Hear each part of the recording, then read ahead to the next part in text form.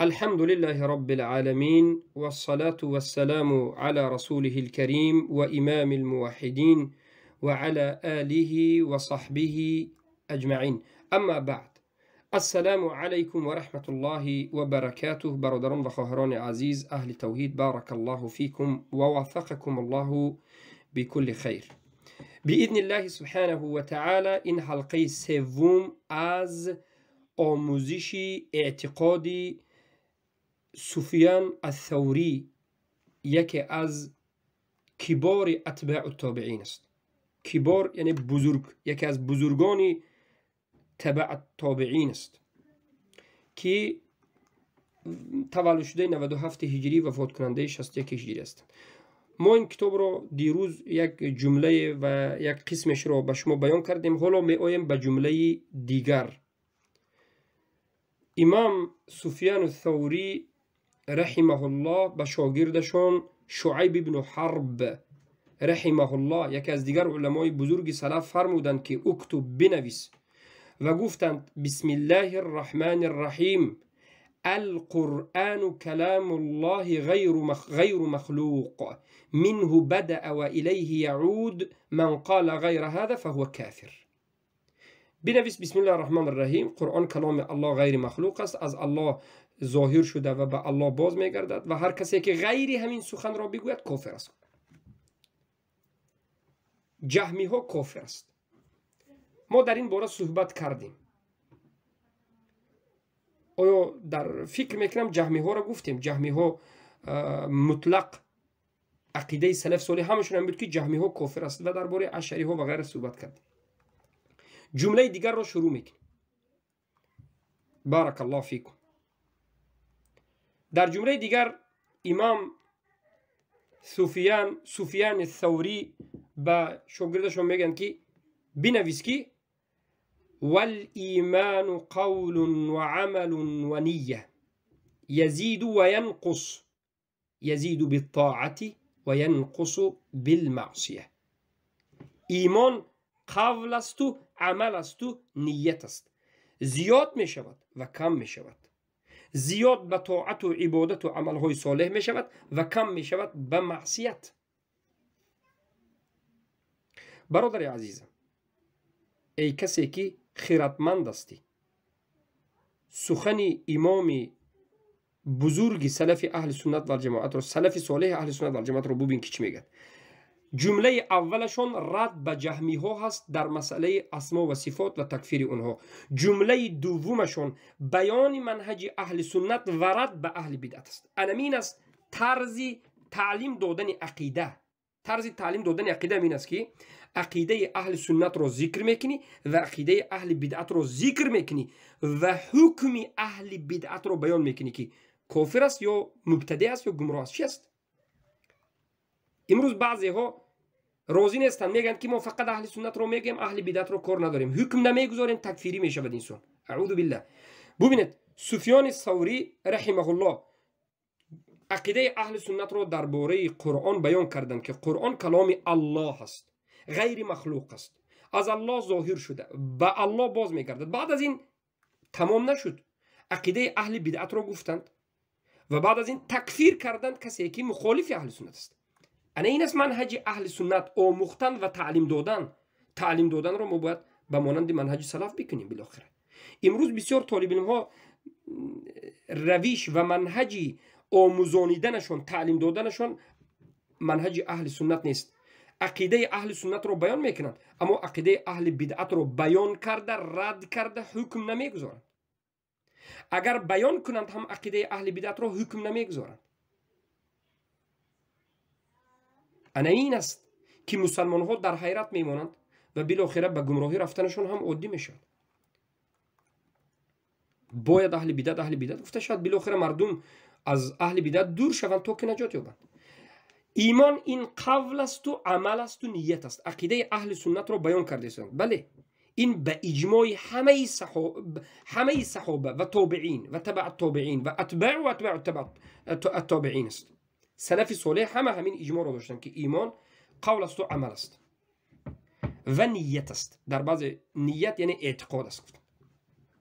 بعضی از علما گفتند که الایمان قول و عمل و اعتقاد گفتند. بعضی از علما گفتند که نطق، البته نطق رو علمای اهل سنت کم سلف صالح نگفتند، بعضی دیگر گفتند قول، برای اینکه نطق جای قول رو گرفته نمیتواند. بعضی از علمای اهل سنت گفتند که ایمان قول است و عمل است گفتند. بعضی طالب علم ها نفهمیدند و گفتند که همین سلف هایی که گفتند که ایمان قول است و عمل است غلط کردند. نه، غلط نکردند، برای اینکه خود تو نفهمیدی که قول این سخن زبان است و سخن دل. قول اگر از زبان برآید سخن زبان است، صدا هست. اگر از دل باشد قول اعتقاد است. اعتقاد قلب را قول میگویند. ایمان قول است و عمل است. عمل هم عملی قلبی و هم عملی جسمی. نیت خودش از عملی قلب است. نیت از عمل قلب است. اما اولا بیایید الایمان گفتند، ایمان نگفتند، گفتند. الف و لام یعنی همون ایمان معتبری که در شریعت است، ایمانی که معروف است و معتبر است، انا همین ایمان قول است و عمل است. بدون قول و بدون عمل به وجود نمیاد. عمل نکردی ایمان نداری. کلمه ایمان چی معنی دارد؟ در لغت علما میگویند که البته علما به دو قسم تقسیم شدند. قسمی از علما ایمان رو تصدیق فقط گفتند. شیخ الاسلام ابن تیمیه میگن که این غلط است و بسیار علما میگن که بله این غلط است. ایمان تصدیق گفته نمی شود. ضد ایمان تکذیب نیست. عادتا کسایی که ایمان رو فقط تصدیق گفتن عاقبتشون به ارجاع رفت. گفتن که ایمان تصدیق است، ضد تصدیق تکذیب است. از این میبرد که کفر فقط کفر تکذیب است، کفر عملی را قبول نکرد. علما گفتن که ایمان از امن است، اقرار است، استقرار و اقرار است. پس ایمان هر دو چیز رو در بر میگیرد. ایمان در لغت اقرار است و تصدیق است. یعنی یک چیز قبول میکنی، اقرار میکنی و بعد از اینکه هم قبول کردی، اقرار کردی، تصدیق میکنی. الله اقرار کردی، یکتا بودنش رو، تنها بودنش رو، یگانه خودش عبادت شدنش رو و همون تصدیق میکنی، شک و شبهه رو دور میکنی. این است ایمان در لغت. ایمان در شریعت، در اصطلاح شریعت، ایمان یعنی همه این خبرهایی که الله در قرآن و سنت داد، همه این خبرهایی که پیامبر صلی الله علیه و سلم آوردند، آمدن پیامبر به ایمان می آری. یعنی به زبانت، به دلت، به عملت، به اعتقادت اقرار میکنی و تصدیق میکنی. یعنی الله را، فرستاده الله، رسول الله را، خبرهایی که الله و رسول الله دادند، الله به واسطه رسول الله داد که جنت است و دوزخ است، حساب کتاب است، روز قیامت است، دیدن جمال الله است، مشرکین به جهنم، کفار به جهنم، مسلمین به جنت و بسیار چیزهای دیگری که الله خبر داد. چی میکنی؟ ایمان میاری. چه خیلی ایمان میاری؟ یعنی همون اقرار میکنی، تصدیق میکنی.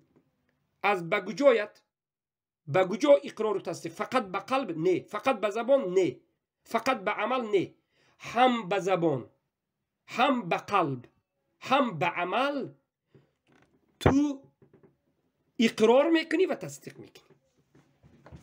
اکنون فهمیدید ایمان چی است؟ ایمان اقرار و تصدیق کردن است. به کجا؟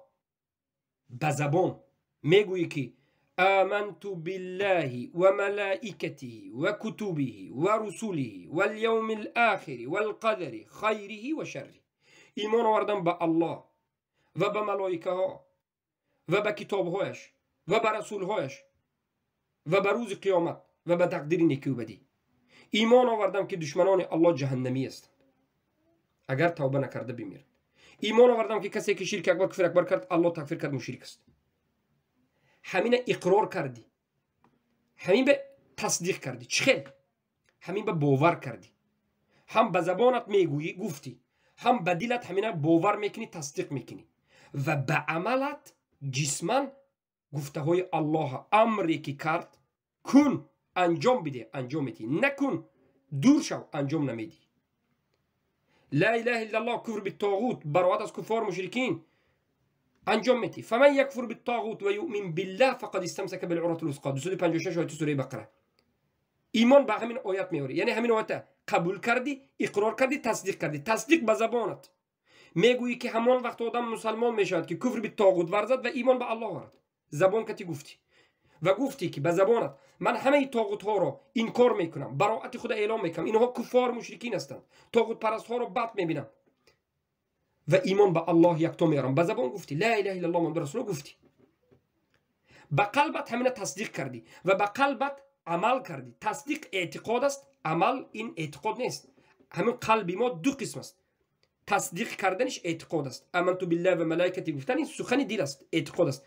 اما بغض داشتن، بدبینی نسبت کفار و مشرکین، این عمل قلب است. دوست داشتن مؤمنین موحدین این عمل قلب است.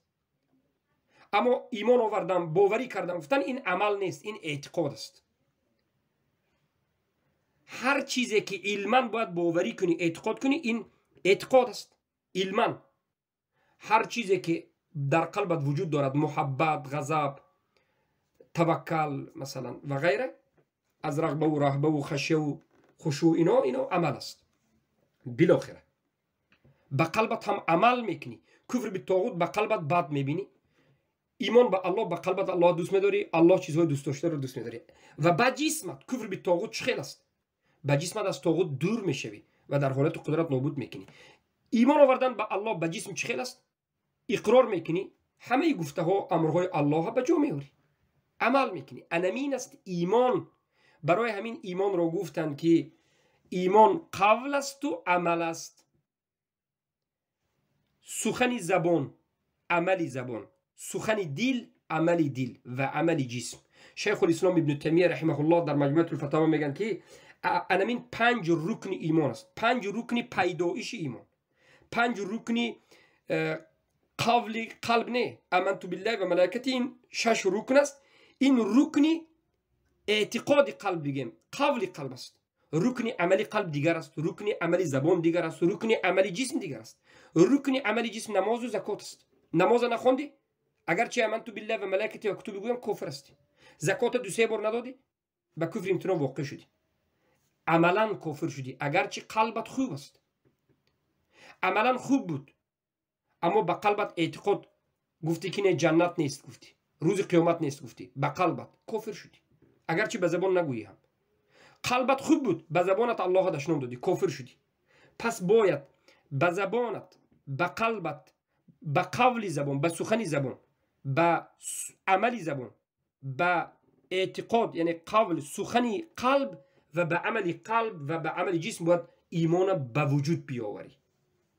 نور ایمان در همین 5 باشد. اگر در یکی از همین نباشد مسلمان نیستی. به کتابی که ما نوشتیم برادر عزیز به شما منتشر کردیم، نظر بکنید. ایمان به عمل صحیح نیست. نام کتاب همین است. خیلی بزرگ است این کتاب. از نظر چی بزرگ است؟ از نظر اینکه انا همین مسائل را از نظر سلف صالح به شما بیان شده است. خیلی حرکت کردیم که به شما بیان بکنیم. و قول ابن تیمیه هم ذکر کردیم که ایمان همین 5 رکن از نظر پیدایش وجود دارد. ایمان باید به سخن زبان 1، به عمل زبان 2، به قول قلب زبان قلب 3، به عمل قلب 4، به عمل جسم به وجود بیاد. بعد از این انسان مسلمان میشه. قول و عمل، قول زبان و عمل زبان، و قول زبان و قول دل. قول دل همین اعتقاد است، عمل زبان و عمل دل و عمل جسم و نیت. گفتند سفیان ثوری زیادتی یک چیزی رو ذکر کردن، گفتند که ایمان قول است و عمل است و نیت است. نیت هم باید باشد.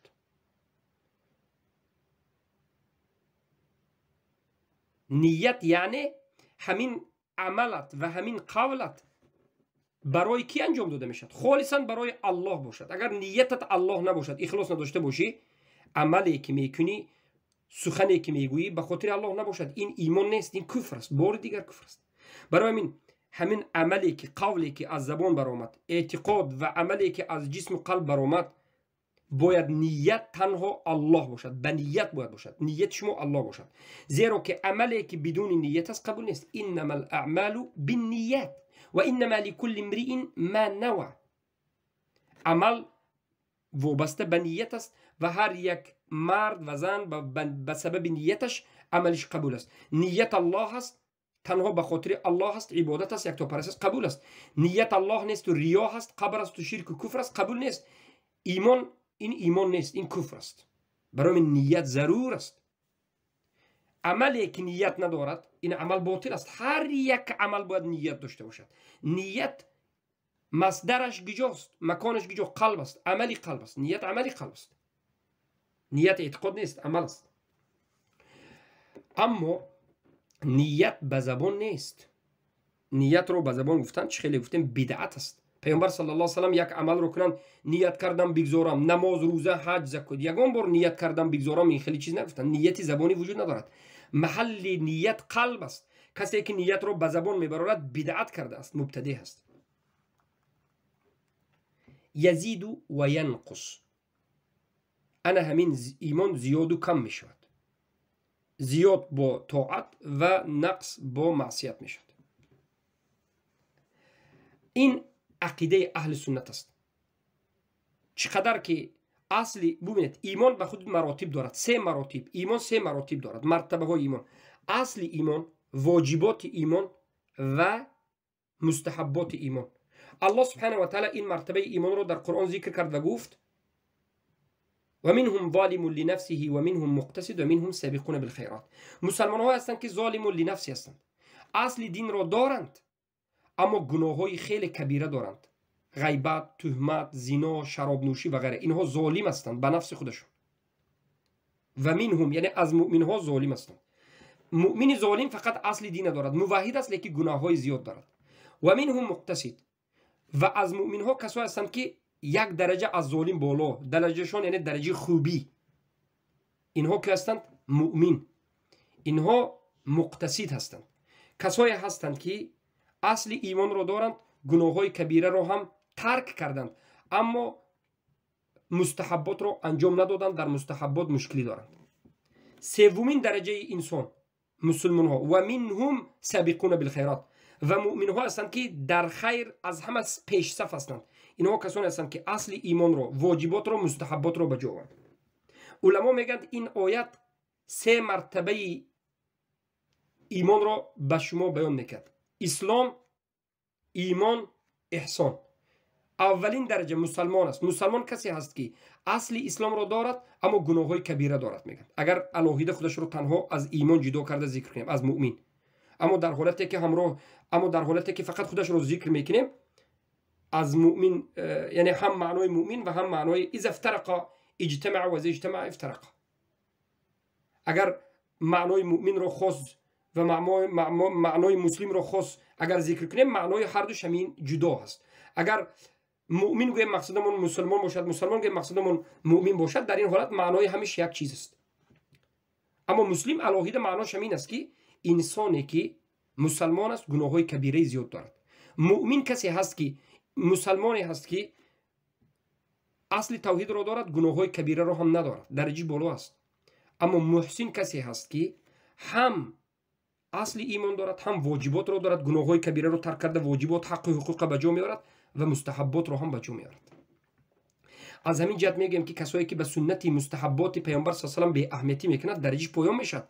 شما نگویید که ترک سنت ضرر ندارد، ترک سنت گناه نه، نگویید، درجه شما رو پایان میکند. این جهل است. ترک سنت ضرر ندارد گفتن.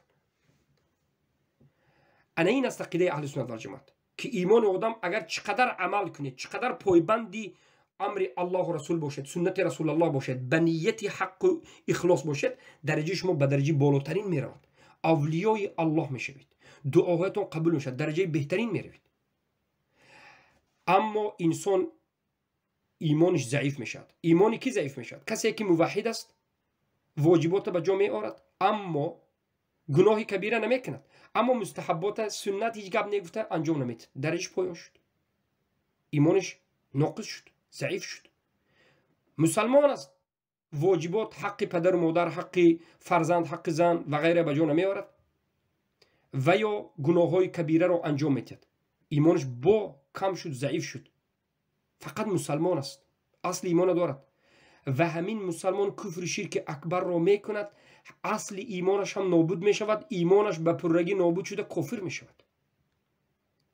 یک انسان کافر مسلمان می شود و به درجه بالاترین ایمان رسیدنش ممکن است و یک انسان مسلمان هم به سبب ترک عمل یا به سبب انجام دادن کفر و شرک اکبر ایمانش نابود شده، کافر شده، از اسلام می براید. سبحان الله، سبحان الله. داخل شدن به اسلام از خارج شدن به اسلام، ببینید خارج شدن به اسلام خیلی هم زودتر نسبت به داخل شدن است. برای داخل شدن لا اله الا الله محمد رسول الله باید فهمی درایی، اما برای خارج شدن یک شرک میکنی بیرون میشی. فهمیدی نفهمیدی فرق ندارد. خارج شدن هم خیلی آسان است، خطرناک است. احتیاط باشین.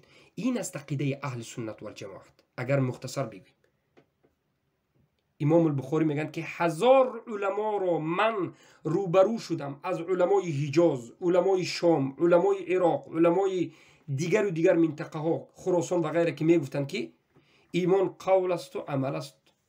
ایمان قول است و عمل است، یعنی به زبان، به دل و به جسم. عمل از ایمان است. عمل در نزد اهل سنت و الجماعت رکن ایمان است، شرط صحت ایمان است. عمل‌های هست که نکردی کافر میشی. یک کس خودش را مسلمان بگوید و عمل نکند کافر است.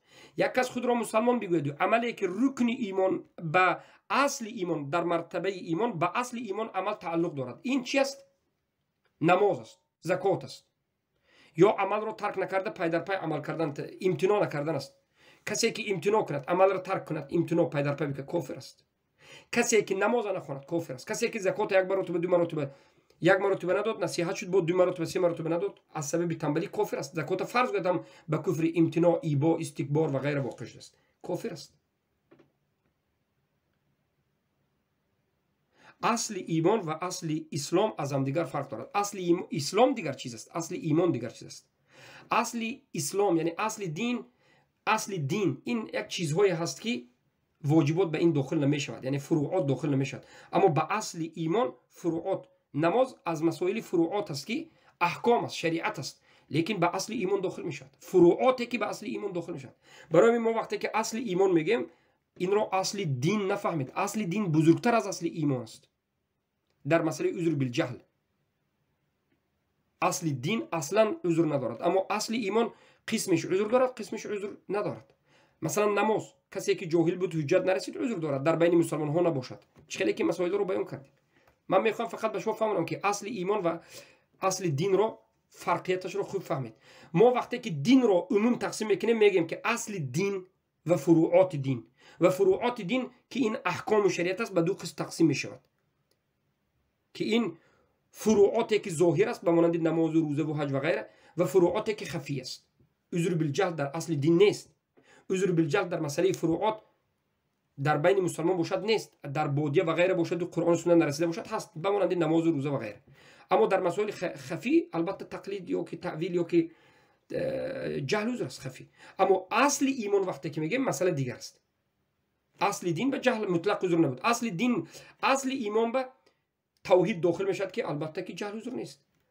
براءت و غیره داخل میشد که جهل عذر نیست. کفر بالطاغوت داخل میشد که جهل عذر نیست. اما عدم الامتناع و بگویم نماز خواندن، نماز و خواندن و زکات و روزه و اینها، اگر انسان در بین مسلمان ها نباشد، نو مسلمان شده باشد، یا در بین کفار نشأت یافته باشد، در بادیه باشد که حجت نرسیده باشد، جهل عذر است. اما در بین مسلمان ها یک آدم باشد و نماز نخوانده، نفهمیده، اون کفر است.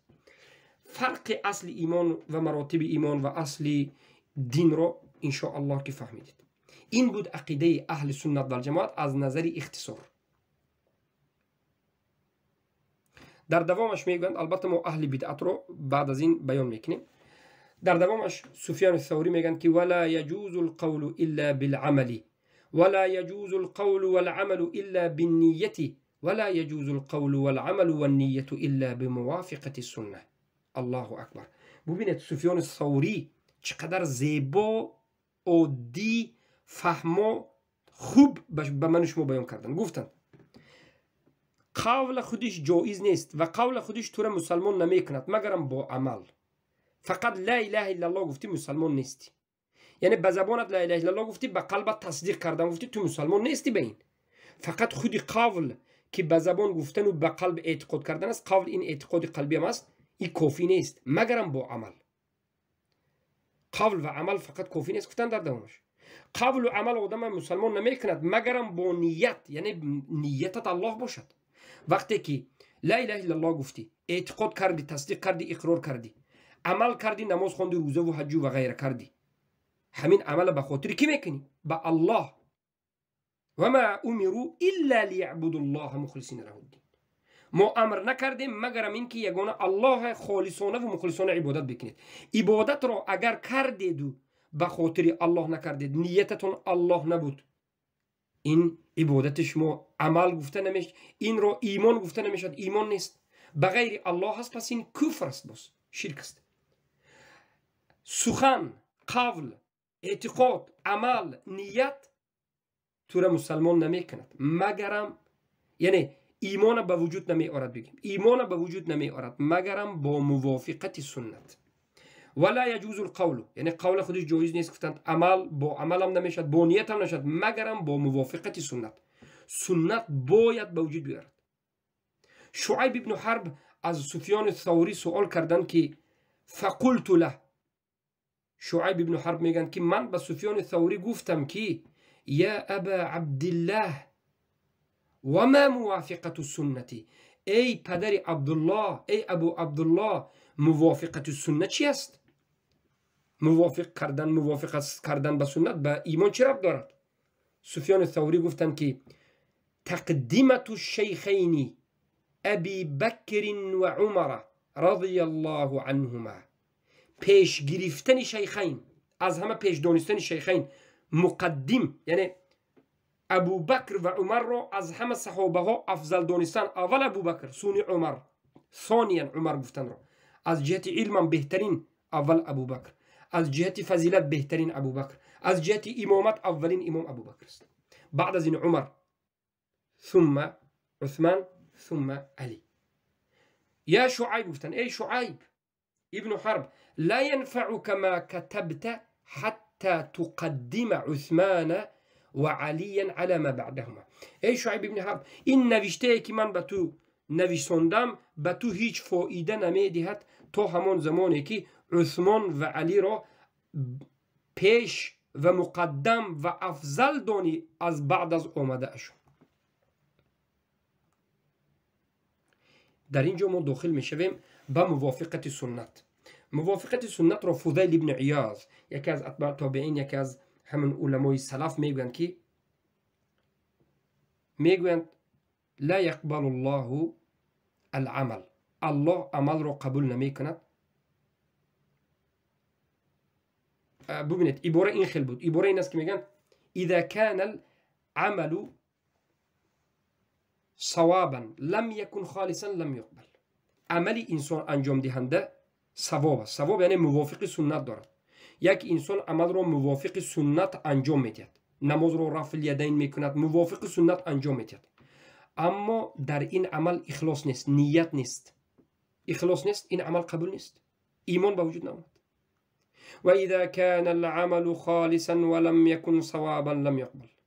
اگر عمل را خالصانه به خاطر الله انجام بدهید اما این عمل شما موافق سنت نیست، باز قبول نیست. حتی یکون العمل خالصا و صوابا، همون وقت عمل شما در نزد الله قبول است، همون وقت ایمان به وجود می آید که عمل شما تنها نیت داشته باشد، تنها نیت شما الله است، خالصا به الله انجام میدید، از شرک و بدعت و ریا، از شرک و ریا دور میکنید که شرک است، و این عمل شما موافق سنت باشد و بدعت نباشد و تنها به موافق فرموده رسول الله باشد، انا همین وقت عمل قبول است. انا همین دو چیز لا اله الا الله محمد رسول الله است. اولش لا اله الا الله است، یعنی انکار میکنید طاغوت ها را، شرک و کفر را و طاغوت و طاغوت پرستان را، و عمل را تنها به الله انجام میدید، تنها نیت شما اخلاص الله است. یکم شرط اول بگیم رکن اول عبادت. دومش محمد رسول الله و الا یعبد الله الا بما شرع. محمد رسول الله یک از شرطش همین است که تو الله را عبادت نکنی مگرم با شریعتی که سنتی که پیامبر صلی الله علیه و سلم آوردن.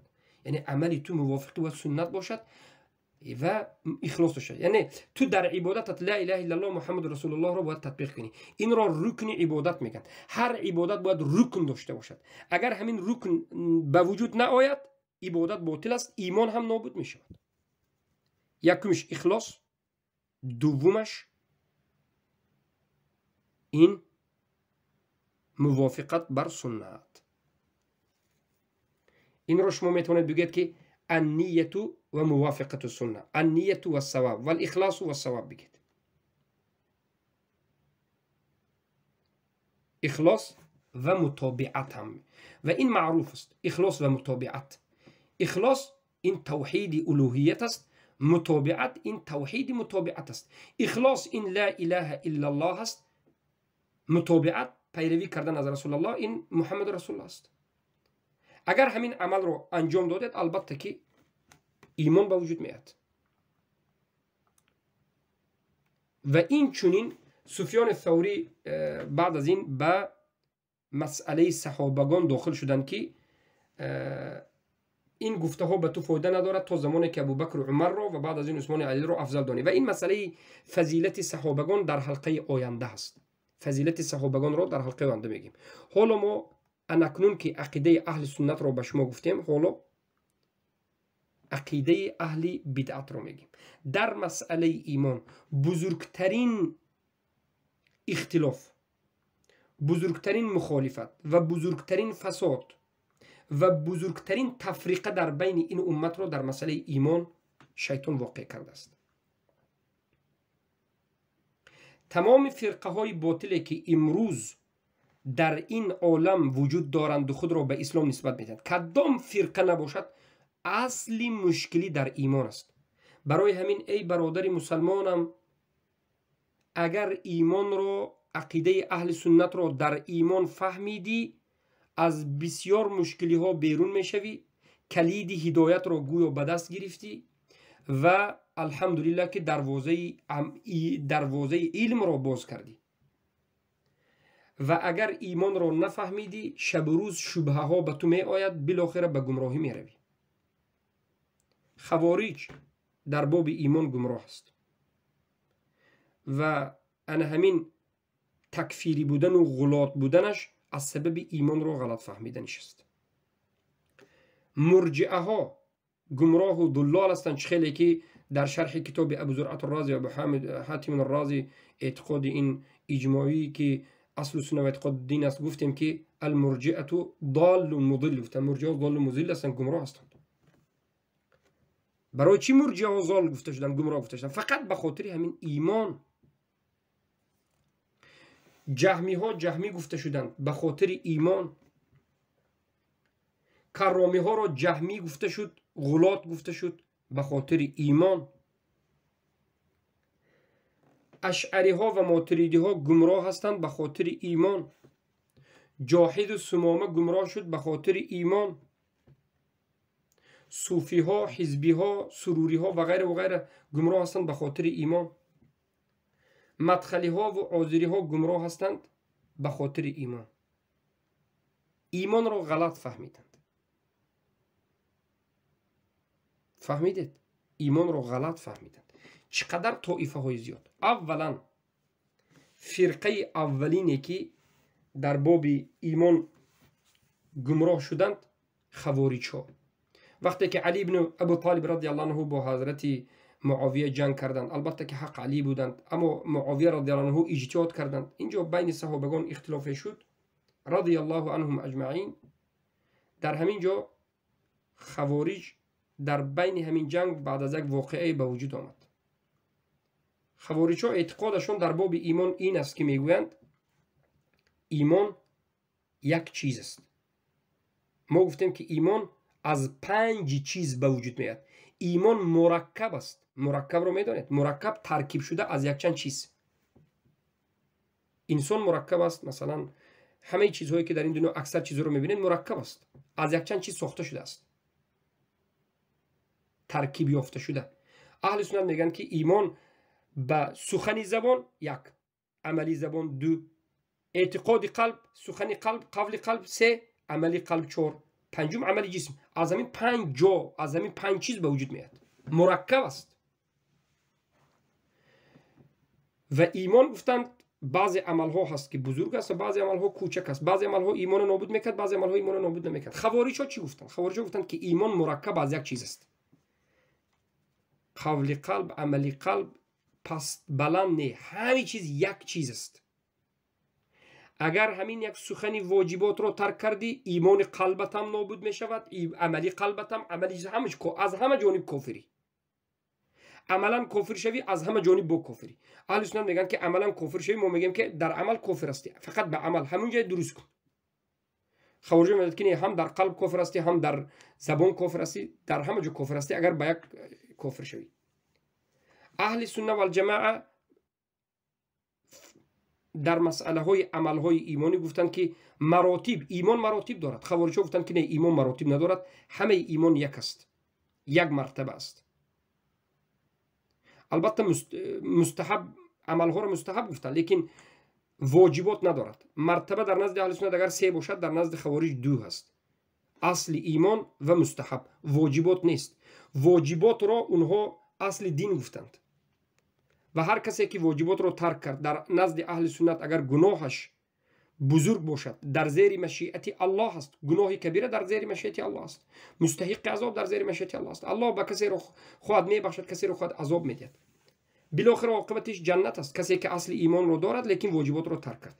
اما خوارج ها میگن که نه، کسی که اصل ایمان رو دارد از این مراد که واجبات رو باید دارد، کسی که واجبات رو ندارد از این مراد که اصل ایمان رو ندارد. کسی که واجبات رو ندارد خالدا مخلدا فی النار است. غیبت کرد، تهمت کرد، زنا کرد، شراب نوشید، خوارج ها تکفیر میکنند. بله، معتزله رو فراموش کردیم، فرقه دیگر معتزله هست. عقیده معتزله عیناً عقیده خوارج است. میگن که کسی که گناه کبیره کرد، یعنی در واجبات مشکلی کرد، خالدا مخلدا فی النار ابدا هست. اما در این دنیا معتزله ها با خوارج ها فرق گذاشتن. خوارج ها گفتن که این آدم در دنیا هم کافر، در آخرت هم کافر. کسی که مثلا گناه کبیره کرد در دنیا و آخرت در نزد خوارج کافر است. اما در نزد معتزله ها گفتند که در این دنیا مذبذب است، یعنی در این دنیا گفتند که نه این طرف نه اون طرف، نه مسلمان است و نه کافر است. المنزله بین منزلتین گفتند، یک منزله که بین دو منزله است، بین مسلمان و کافر است. گفتند کسی که گناه کبیره کند در این دنیا نه کافر است نه مسلمان است، گفتند معتزله، اما در آخرت گفتند که ابدالابد در نار جهنم است. این عقیده معتزله است. عقیده خوارج ها رو دیدید، مخالف عقیده اهل سنت است. خوارج ها ایمان زیاد میشد و کم میشود نگفتند، گفتند که ایمان همین یک خل میستد، کم شده ایمان میستد، نه کافر میشد. یک ریز گرفت همه ایمان رفت. استثناء کردن در ایمان رو خوارج ها انکار کردن که در آینده درباره استثناء عقیده اهل سنت گپ میزنیم. استثناء رو انکار کردن. یعنی کسی که تو رو سوال کرد که تو مؤمن حقیقی هستی یا نیستی، تو میگی ان شاء الله مؤمن هستم. برای اینکه ما یگان نفر حقیقی 100% همه ایمان رو انجام داده نمیتوانیم، کمبودی داریم. ما میگیم که در وقتی که تو رو مسلمان هستی یا نیستی، گفت 100% مسلمان هستم، میگه شک نکنه، در باب شک نیست.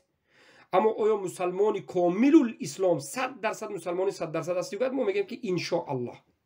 برای اینکه ما 100% همه جا رو انجام داده نمیتونیم، کمبودی داریم. خوارج ها میگن که این بدعت است، میگن استثناء رو انکار میکرد، پس خوارج گمراه است. مرجئه ها به خوارج ها رد زدند، خواستند که پیش خوارج ها رو گیرند، خودشون گمراه شدند. برای همین رد زدن هم قاعده دایره خود دارد. مرجئه سبب گمراهیشون رد زدن به خوارج است. اینقدر به خوارج ها مبارزه بردن که در مبارزه غلو کردن، خودشون مرجئه شدن. مرجئی چی؟ معنای مرجئه تأخیر، یک تأخیر کردن، یعنی عمل رو به تأخیر گذاشتن و عمل رو از ایمان نیست گفتن. یا مرجئی بسیار امید کردن به رحمت الله، یعنی دو معنا رو دارد. یعنی مرجئه اینقدر امید به رحمت الله کردن که گفتن که انسان کفر اکبر شرک اکبر کند مسلمان است، کافر نمیشود. البته مرجئه بگیم نه معذرت خواهی میکنم، نه، مرجئه این سخن نگفتند که عملی کفر اکبر و شرک اکبر کندن مسلمان است، نگفتند، بلکه نه، مرجئه عملی که کفر اکبر و شرک اکبر است گفتند که کفر اکبر و شرک اکبر کرد کافر است. مرجئه یک مشکلی دارند، گفتند که عمل از ایمان نیست. اگر عمل هایی که الله امر کرده انسان ترک کند کافر نمیشود. نماز، روزه، حج، زکات اگر ترک کند کافر نمیشود، لیکن امر کرده می شود. اگر امر اطاعت نکند قتل کرده می شود به خاطر نماز و روزه و زکات و غیره. اما کافر نه، مسلمانی گناهگار می میرد. اما اگر کفر اکبر شرک اکبر کند کافر است. مرجئه ها گفتند که کسی که شرک اکبر کفر اکبر میکند جهل عذر نیست، کافر است. اما عمل نکند مسلمان است، زیرا که عمل این از کمالات ایمان است گفتند، عمل از رکن ایمان نیست گفتند. برای همین تارک العمل را مسلمان گفتند. سلف این اومد گفتند که مرجئه ها گمراه هستند. ابو عبدالله احمد ابن حنبل و دیگر از علما گفتند که به اینها حجت میرسونیم، بعد از این تکفیر میکنیم گفتند. همچنین قول است، بعضی روز تکفیر هم کردند. مرجئه ها عمل را از ایمان نیست گفتند، یک مشکل. اما کافر مشرک را کافر مشرک میگفتند، اما جهل را عذر نمیگفتند، تقلید و تعویل این را در شرک و کفر اکبر عذر نمیگفتند مرجئه. برای همین مرجئه را کافر یا جهمی نمیگید. مرجئه مسلمان است، مبتدع است. و مرجئه گفتند که ایمان زیاد و کم نمیشود. و مرجئه ها هم مثل خوارج ها ایمان را مرکب بودنش را انکار کردند و گفتند که ایمان یک چیز است، عمل رود هم ایمان می ایستد گفتند. ایمان اصل قلب است گفتند، تمام. عمل رود هم قلب مسلمان است گفتند. و ایمان را زیاد و کم شویش را هم انکار کردند. انا منها مرجئه هستند. مرجئه کی بودند؟ سرشوی کم گپ از حماد ابن سلیمان بود. حماد ابن ابی سلیمان استاد ابو حنیفه. بعد از این ابو حنیفه این سخن رو مشهور کردند و از ابو حنیفه این سخن مشهور شد. ما وقتی که یک کسی رو مرجئه گفتیم یا که ابو حنیفه رو مرجئه گفتیم، ما میگیم که این عالم رو رحمه الله، لیکن مبتدع هست، خطا کرده است. اینو فراموش نکنید. امام بخاری مرجئه رو، امام بخاری ابو حنیفه رو وقتی که در تاریخ کبیر نامش رو بیان میکنند و کی بودنشون رو صحبت میکنند، میگن که کان مرجئی اند. ابو حنیفه مرجئه بود. بله، منهج مرجئه است. کرامی ها در مرجئگی غلو کردند، گفتند که فقط لا اله الا الله رو به زبان گویش بس است. گفتند اعتقاد نداشته باشیم، نه قول قلب، نه عمل قلب، نه عمل جسم، تو مسلمان هستی. گفتند کرامی، محمد ابن کرامی که از خراسان بود، جهمی بود، در باب سبحان الله ایمان جهمی بود، اما در باب اسما و صفات مجسمه بود. الله تشبیه میکرد، از یک طرف مجسمه، از یک طرف جهمی بود. و جهم ابن صفوان از همه بدترین ها میگفت که ایمان میگفت فقط معرفه الله است. یعنی انسانی کافر اگر مسلمان شدنی شود چیکار میکند؟ کرامی میگفت که لا اله الا الله گوید شد. مرجئه میگفتند که لا اله الا الله گوید به قلبش تصدیق کند، عمل نکند هم شد. اما جهم ابن صفوان گفت که الله هست گوید، همین رسول الله هست گوید شد. همین رسول الله گفتنی، محمد گفتنی انسان رسول الله بودن داند، شناسد، الله بودنش داند، جنت و دوزخ های گوید شد. تصدیق نکند هم همین فهمد که هست، مسلمان است. از نظر جهم ابن صفوان تمام یهود، نصارا، مجوس قریب همه مسلمان است. اعوذ بالله. همه کفر، همه شرک، اعوذ بالله، قریب که ایمان می شود. از نظر مذهب جهم ابن صفوان شیطان هم مسلمان است. این است عقیده جهمی. اینها را جهمی گفته میشد. بعضی از علمای معاصر اینها را غلات مرجئه میگن، لیکن اینها جهمی است. جهمی گویم بهتر است. وقتی که غلات مرجئه گفتیم، بعضی آدم هایی که بله درست است، بمانند مدخلی ها، مرجئه های معاصر، اشعری و ماتریدی ها را ببینید، عقیدهشون عقیده چی است؟ عقیدهشون عقیده مرجئه الغلات است در باب ایمان. میگن که ایمان قول است یا فقط تصدیق است. اشعری ماتریدی هم گمراه هستند در باب ایمان. حزبی ها هم گمراه هستند در باب ایمان. مدخلی ها خودشون سلفی میگن، وقتی که سوال کردید که ایمان چیست، مدخلی ها میگن ایمان قول است، عمل است، زیاد میشد، کم میشد، استثناء دارد. مثل اهل سنت و الجماعت مدخلی ها صحبت میکرد. لیکن مدخلی ها شما را فریب میتید در عمل. عمل را رکن ایمان نمیداند. عمل از ایمان است میگد، لیکن کمالات ایمان است میگد. فهمیدید؟ مدخلی ها از ابو حنیفه مرجعه چی فرق دارد؟ ابو حنیفه گفتند که عمل کمالات هم نیست. در بعض قول ها عمل کمالات هم نیست گفتند، زیرا که ایمان زیاد و کم شویش انکار کردند. عمل کنی هم نکنی هم ایمان یخل میستد. همین قول راجح از ابو حنیفه است. عمل کمالات ایمان هم نیست در نزد مرجع ابو حنیفه. یعنی نکنید هم ایمان هست، کنید هم ایمان است، زیاد و کم نمیشود. عمل کنی هم نکنی هم یخل تو هستی. ایمانت به مانند ایمان جبرئیل میگه. یعنی فرق مدخلی ها از ابو حنیفه در باب عمل همین است که ابو حنیفه گفتند که عمل کمالات هم نیست، عمل هیچ چیزی نیست، از ایمان نیست. مدخلی ها گفتند که عمل از ایمان است، لیکن کمالات ایمان است. فریب دادن مسلمان ها. کمالات همین که عمل کنی ایمانت زیاد میشد، کامل میشد، عمل نکنی مسلمان، عمل نکنی هم مسلمانی. سلف صالح همه اجماع کردند که کسی که عمل نمیکند کافر است. پس مدخلی ها مذهبشون مذهبی مرجعه شد. اما ما مدخلی ها رو الان مرجعه میگیم و جهمی میگیم. جهمی میگیم برای چی؟ برای اینکه ابو حنیفه عمل رو از ایمان نیست گفتن، لیکن گفتن که کسی که شرک اکبر کفر اکبر میکرد کافر است. جهل برایش عذر نیست گفتند. و کسی که عمل نمیکند برده همچون یک آدم گناهکار قتل کرده میشد. مدخلی ها گفتن که کسی که شرک اکبر کفر اکبر کند مسلمان است. ابو حنیفه گفتن که کسی که شرک اکبر کفر اکبر کند مسلمان نیست. جهل عذر نیست، تقویل عذر نیست در اصول دین. مدخلی گفتن که عذر است. در مسئله کفر، فهمش کفر، مذهبی ابو حنیفه مذهبی اهل سنت بود. اما در مسئله کفر و شرک فهمش مدخلی ها فهمش جاحظ شد، جهم ابن صفوان شد، جاحظ سمومه و غیره.